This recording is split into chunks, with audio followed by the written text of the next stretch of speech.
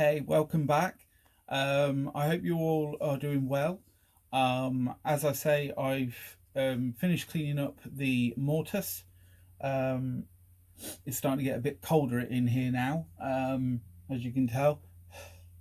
You can see my breath on the camera, so my nose will run a little bit, but I've got no heating in my workshop at the moment, which I'm planning on with other bits and pieces I'm doing for clients.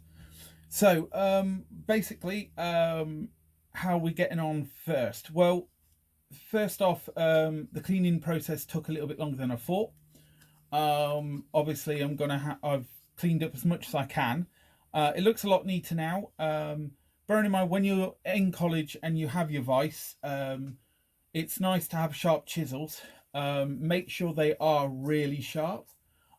Because I'm finding that if they're sharper, they can slice through the wood and make a nice cleaner cut, or a cleaner slice through, where I've done that. So if you look, that's a lot more tidier because of my chisels are sharper. Okay, and that's why it's nice to have sharp chisels. So as you can see, I've got the hole here, and I'm going to angle this up to here as far as I can.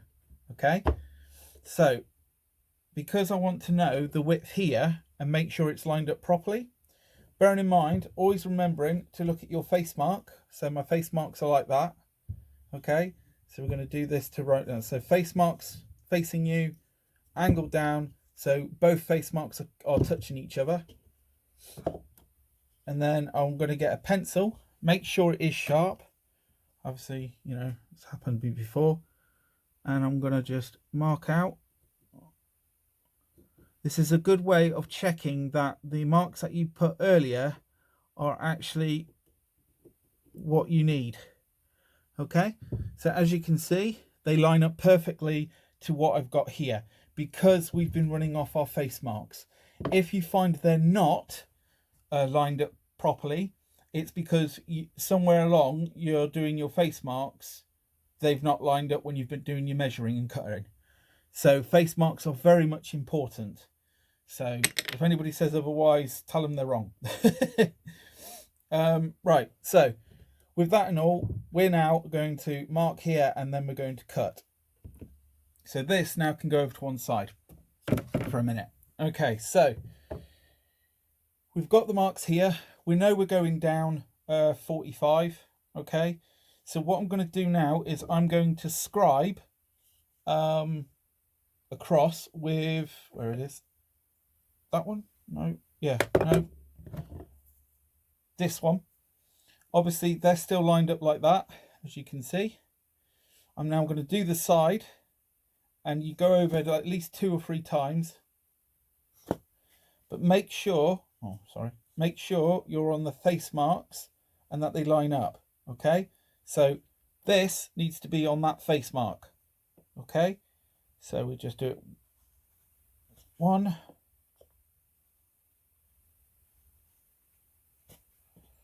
because if not, if you don't do it on the face mark, you're out of alignment. Okay, again, I'm going down here, face mark. Make sure you get this bit here.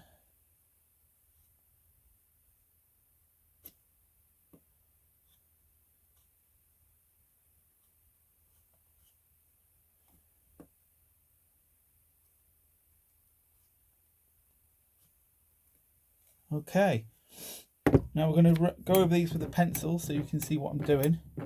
Get it in the groove. Okay.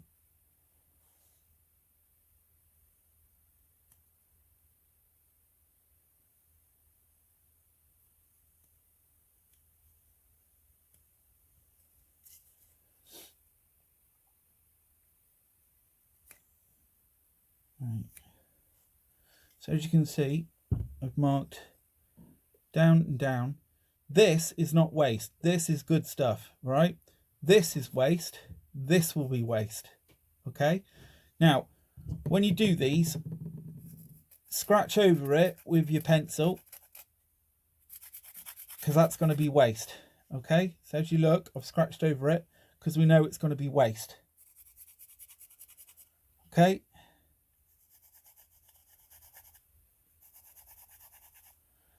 Right. So again, these are waste. Okay. Just run that along there and along there, just to darken up the lines.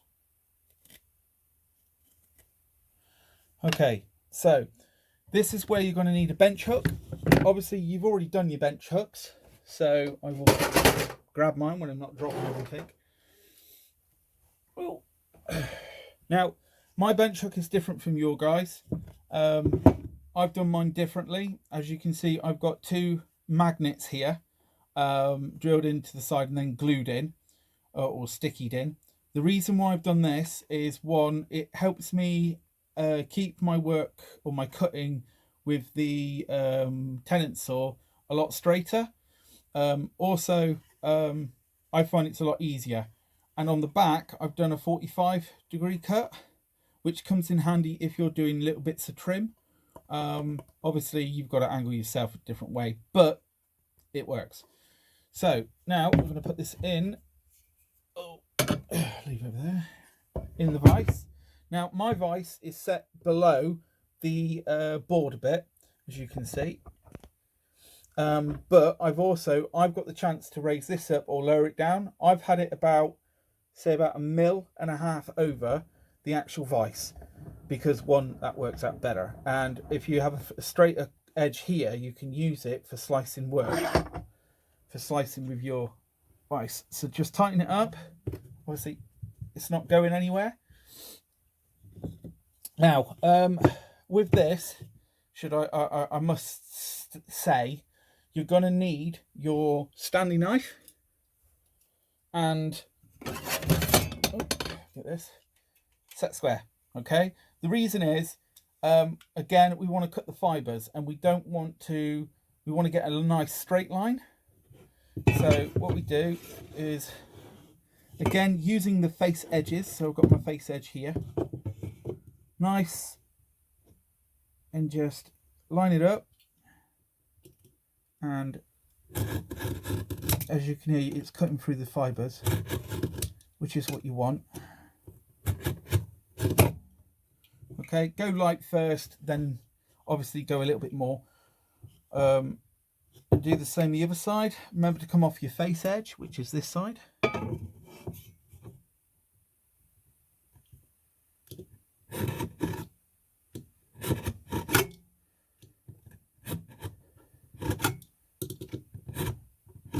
Right. Awesome. Right, so as you can see, I've gone across with the Stanley and stuff. Right, with these edge bits, just rest it on the edge and just rotate this up and down on the mark that you've done. Okay, obviously do it the other side as well.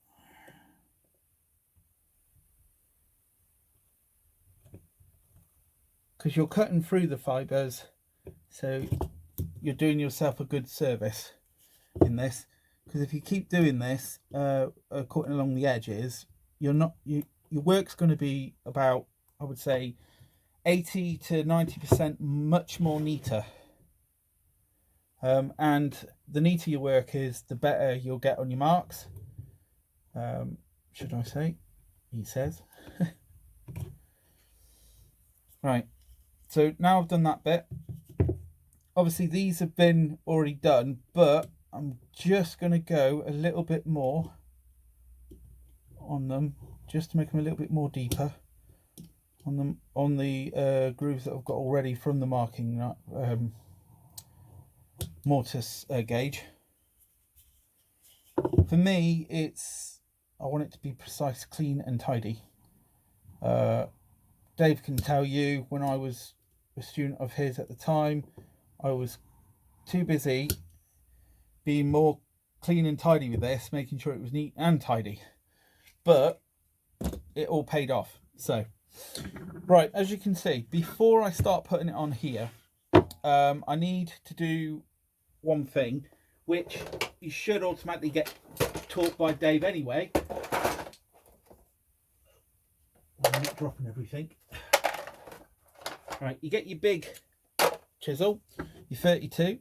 Okay, now obviously when you do this, you'll have it in the clamp instead of the hook, the bench hook at the moment. So I'm going to quickly take out the bench hook, obviously because we've got to be safety, and yeah, it's quicker if I do that. So release catch, in, tighten up. Now you're wondering what I'm doing now. Well, what I'm doing is I'm making a little groove. Because I've gone across with my knife, I'm now using my chisel to come back on myself. So the excess, you mark, you put your chisel to. So I'm doing this because one, it'll make it much more cleaner and neater for the saw, the Tenant saw to go into, okay? As you can see, there we go. And then make sure you do it on all the bits that you've marked. So on this side, because I've got a crappy bit of wood here, I've got to come in at an angle. Okay.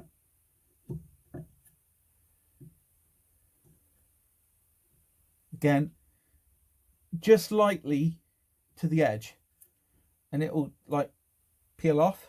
The reason is it's just to help your work be so much more neater. If you remember these little bits, your work will be 1,000 times neater. Okay. All right. Now we're going to do the top bits.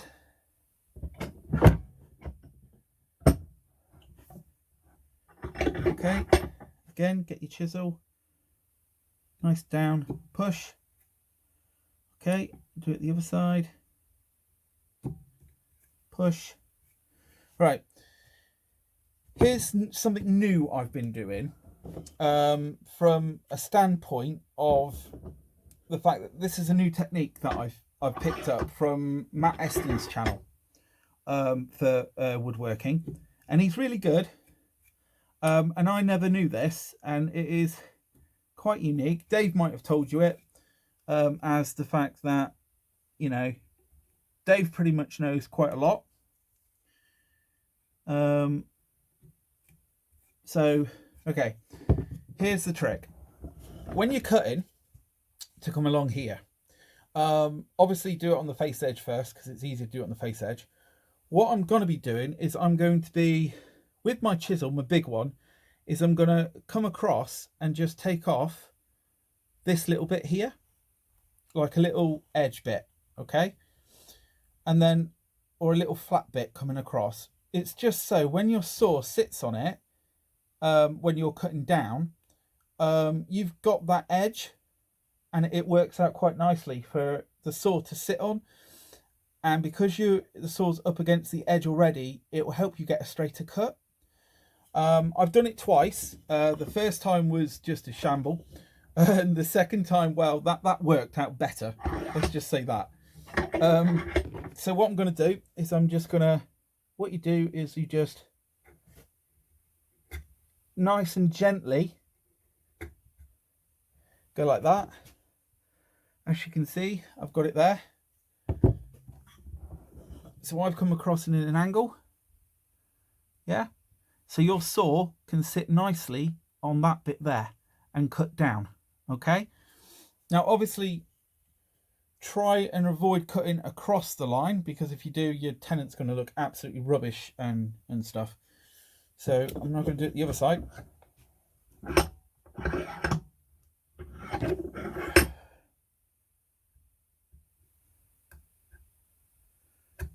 Nice and slowly, just rock it backwards and forwards. But again, make sure this is sharp. If it's not sharp, you're going to gouge out the wood and it will look horrible.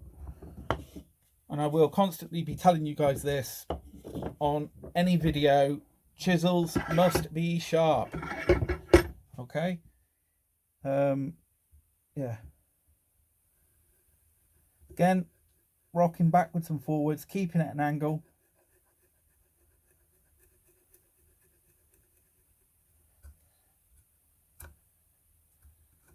Okay.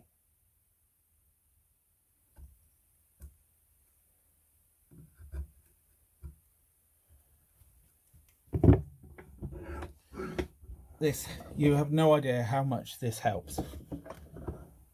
Because one, it makes your work look 1,000 times neater and better.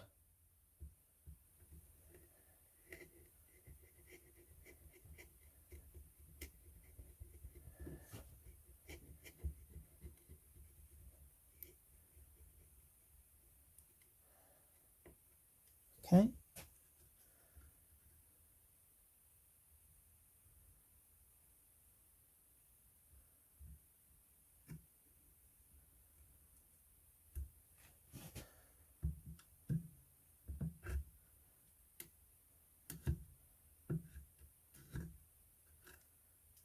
Okay. Right. And another thing is, I can do this. As you can see, I can rock it to make sure that my lines line up. So, because it's there, push it across and it lines up. Okay. Again, do it with the other side and it lines up. Okay, it's a good little technique. I'm finding it's helping me quite a lot with what I'm doing on any of this. Right, so now we're going to go to the sawing technique. Okay, it's like a seesaw effect. So I'll get my Tenant saw. If you find that your Tenant saw is getting a little bit jammed or stuck, get a white basic candle, okay, and just come across here with a little bit of wax, as you can see, like that, on both sides, because it will lubricate it and stop it sticking. Okay. It doesn't have to be, it just has to be a bog standard wax. So, right, so now we're just gonna, as you can see, I've got much more of a area to, it just sits on. Okay, so I'm now going to cut down.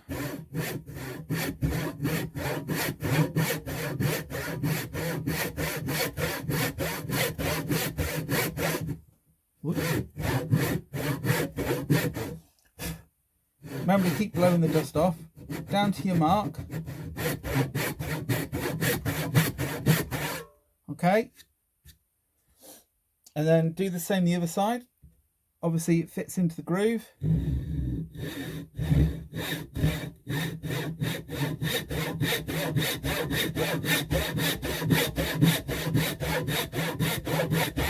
doing it one-handed, so there's no effort. Okay, and as you noticed, my cut, let me just bring you a bit more closer over, my cut is a lot more straight because I've had that angle bit to come down into. Okay, so now I'm going to turn it over. Oh, let me just tighten this up, it seems to kind of a bit wiggly. Okay,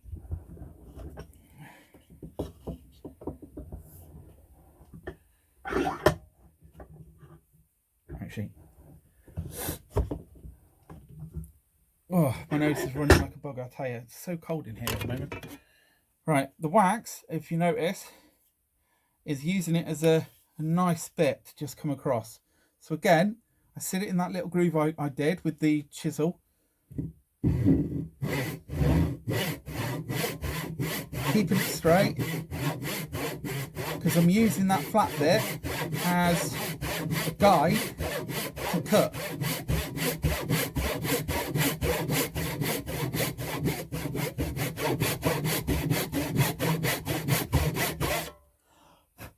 And as you can see, my cut is quite straight. So again,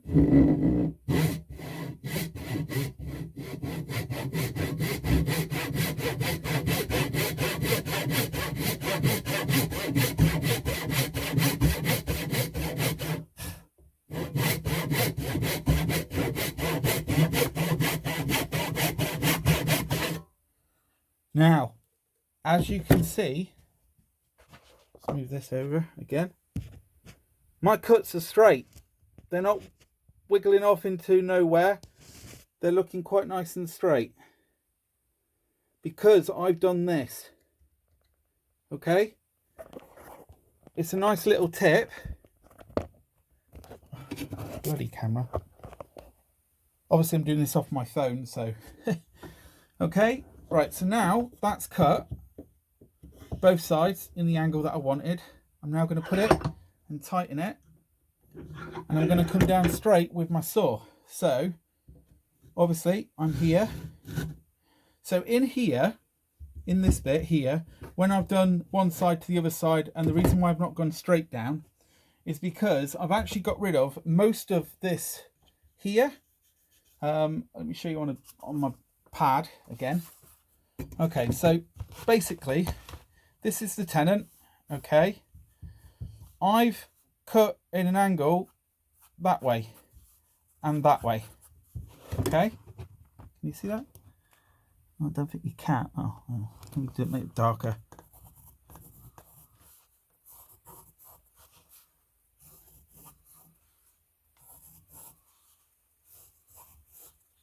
Right, so as you can see there, that's the Tenant. Okay, I've cut across here and here, so there's a pyramid full of material that I need to get rid of. Okay, so that's why I had it at an angle first, to help me get rid of all this first. Okay, so that's now gone. I'm now going to cut across the line now where I've marked. So now I'm going to start taking out a little bit at a time, until I get down to the line. Okay, until it's level.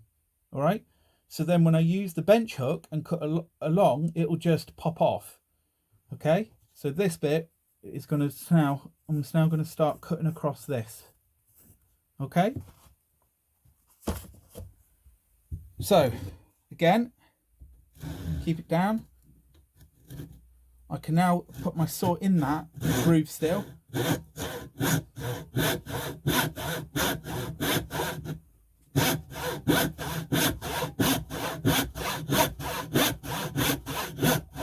And it's not taking me long. I'm already just about there. So let me just check.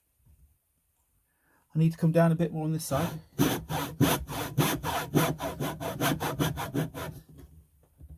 Yep, I'm there on the line. And cool.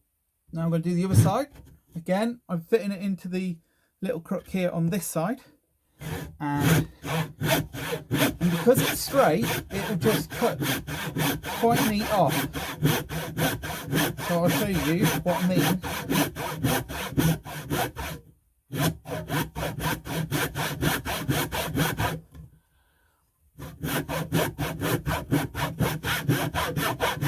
Usually I would use a Japanese saw for this, but a Tenant saw will work perfectly fine. Okay, right, now I'm down to this. This is where I'm going to use the bench hook again, or bench hook properly. Okay, so I'm just going to release this bit and get my bench hook in.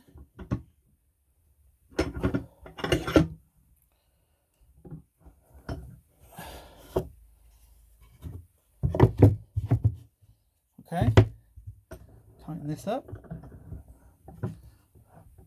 Alright, obviously this video is going to be a little bit more longer than 20 minutes, but knowing me, I can do it like that. Right, so as you see here, this is going to be a bit wobbly. So what I'm going to do is the only thing I know what to do, right, is I do it this way. You may do it different. I get a clamp for mine, and I will clamp it to stop it wiggling around, because I want my work to be absolutely straight and absolutely doesn't move. Okay, now because we did that groove there earlier, which I will show you, let's pull you down this way. As you can see, there is this groove here which I did earlier. Okay, so I'm now going to cut across. Okay, I'm sorry if you can't see it, but yeah, so the more stable your work is, the better your cut and your work will be. Obviously, because I've got those angles in,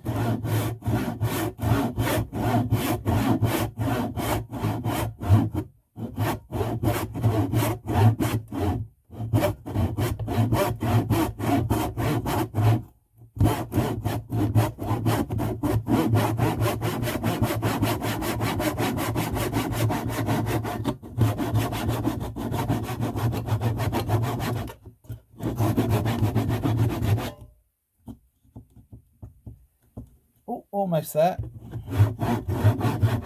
There we go. So now if you look, oh, there we go. That is what I've just cut off, okay? And that is flat, as much as possible as I can get.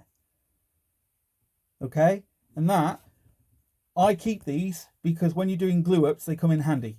Okay? So if they're flat like that, keep them because you'll need them for glue ups. So let me just unclamp this so you can see what I mean. How clean, neat this is. So look at that. That's pretty much as flat and as straight cut as I can get. Obviously, I'm going to show you how to clean it up, but that'll be in the next video. Yeah, in the next video. Okay? So again, let me just move you up there. Oh, right. Just sort this out a second. I do apologise for my hand. There we go. There we go. You can see me now. Right. So, yeah. So that is now neat, straight and stuff. So that works for me. As you can see, I'm not on the line. I've gone past the line, not into the Tenant, but into the waste. So, because then I can clean that up properly and get it nice, neat and flush. I'm going to show you the next one. Just to finish off this now. In the next video, I'm going to show you what I mean by how I'm going to do this next. I know the camera's not even, but it keeps wanting to slide over.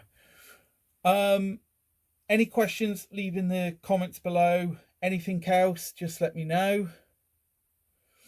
And if you like what you see and you want to see more of my stuff that I build and step-by-step and tools I use, information on them, just let me know. And I will help you as best as I can. Level ones, this video is for you guys, basically to help you. I know I'm repeating myself constantly, but I want to make sure that you guys understand and that you can finish where you need to be. So apart from that, I'll see you in the next video, and I'll catch up with you in a bit. All the best. Hey guys, welcome back. Right, so you guys, for year one, I hope you're doing well, and I've answered most of your questions and stuff on the videos. I've cut the other bit of wood off, as you can see. Still straight, quite nice and flush. Remember to keep those bits because you will need them. I'm now going to clean up the Tenant in a minute, and I'll show you that. Any questions, I will relay them in my last video, or this will be hopefully my last video. I will relay them at the end, and comments from previous videos, just so you guys know that I am paying attention to your questions. So I will answer your questions in the videos as well. So it's just an idea I thought would be nice, because then you know where you're stuck and I've answered your question. Plus you've got that question that you can keep reading it and hearing it. And wise, I know a lot of you are younger ones and stuff, and you can probably read and stuff like that, but this is mainly to help the autistic or dyslexic people as well, like myself. Because I found if there's a video and I've asked a question and someone gives me a verbal command or a verbal solution for it, that is better for me than having it wrote down on a bit of paper, because I struggle to read at the best of times, and it's one of the hard things I find. Right, so give me a second to angle the camera and I will come back to you in a minute. Okay, so now I've done the camera, I'm now going to get my sharp flat chisel, my big one, and I'm just going to slice across. So when I mean slice across, I just want you to just gently come across like that. Just scoring the wood, getting rid of the excess. Okay, nice. As you can see, my chisel's sharp, so I'm trying to keep everything in. If you're coming at an angle, just push down, not too hard, because you'll take a lot of the area up. Okay, Now if you see, I've got a bit of a lip here from when I was sawing. So I'm going to push down with my chisel. So if I do this, side to side, not too hard, and then I will push in like this. Okay.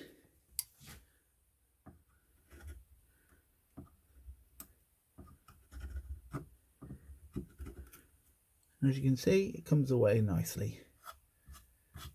Okay. So this is a good way of cleaning up your work.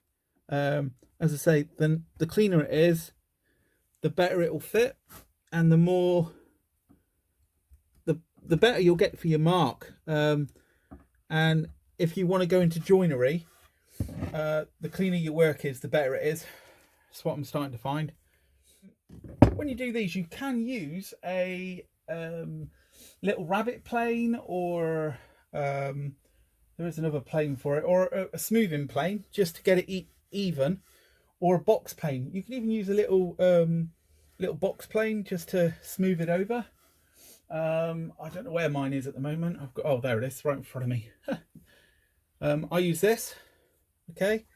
I will probably just go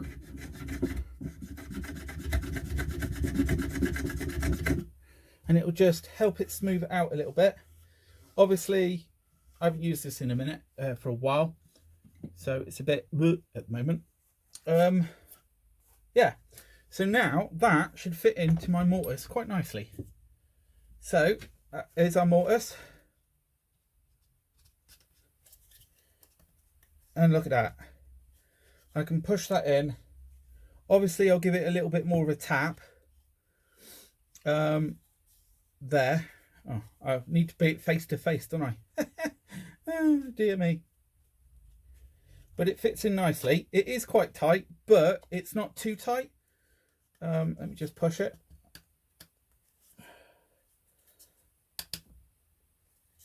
Yeah. So basically, I need to just put it in the vise. Okay, so that's now in the vise. Tap. And as you can see, I have a perfect one.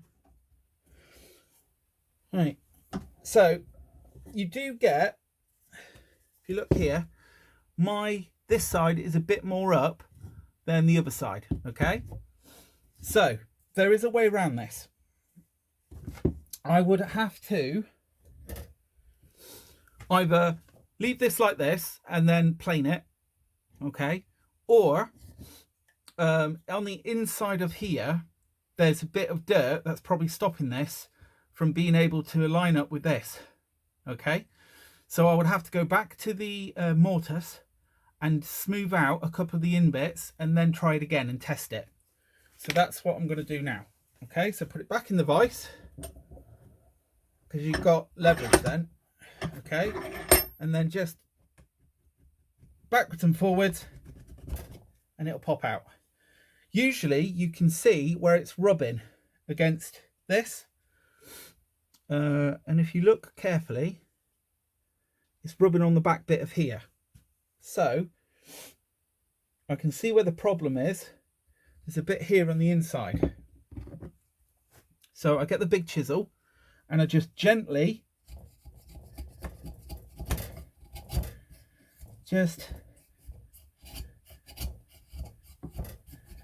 nice and gently, because it's such a wide chisel, this is actually helping me.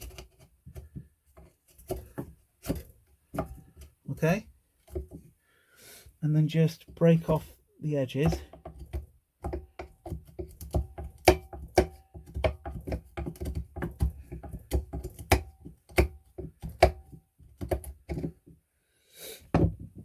And then obviously you're going to bang it upside down, so we'll go like that. All right. So as you can see, it's still nice and smooth in. So now we're going to test it again. All right. So now when we do this, oh, look at that. Yep. Let's go this side. Yeah, there we go. Right, so face edge to face edge. As you can see, I'm a lot more cleaner to it. Now, as you can see, there is a gap here, but that's going to be filled up with glue anyway, with the squeeze out. And the rest I can just plane off. So it's quite nice, neat and tidy. So, and that is how you would do a mortise and tenant. Obviously not a through mortise and tenant because it would come through here. But I will show you how to do them ones next time. Okay? So, oh bloody hell, that is nice and strong. That is really strong. So as you can see, there's my mortise and tenant. All right. Any questions you need to know, like say if you're practicing, you're over here because then you're out of the light. Anything else you need to know, just let me know, and I will help you as much as possible. Obviously, I'm going to be building a framework soon from Mortimer and Tenant. I will be using for furniture wise, it will be in an actual, like I've done there.